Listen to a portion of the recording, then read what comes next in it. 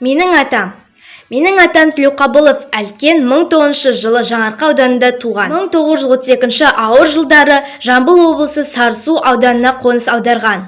Жастық шағын сол жақта өткізген. 1941 жылы Ұлы Отан соғысына аттанған. Содан 1945 жылы жауды жеңіп оралған. Ұлы жеңісті Кенесберг қаласында қарсы алған. Соғыстың соңғы айларын Шығыс Пруссияда өткізген. Соғыста слава второй степени, Красная звезда, отличный пулеметчик деген медальдармен және бірнеше қалаларды немістерден азат етуге қатысқаны үшін мақтау қағаздармен марапатталған. Соғыстан келген соң мал шаруашылығымен айналысқан.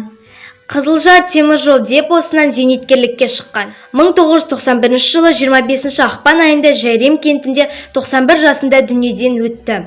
Атамның 3 немересі, 10 шөбересі бар. Атыңыз Әлкен, атам биік тұрар. Батыр деген бір сөзге сыйып тұрар. Ізгіліктің, ерліктің, қайсарлықтың өсиетін санамызға сыйып тұрар. Мен атамды мақтан етемін.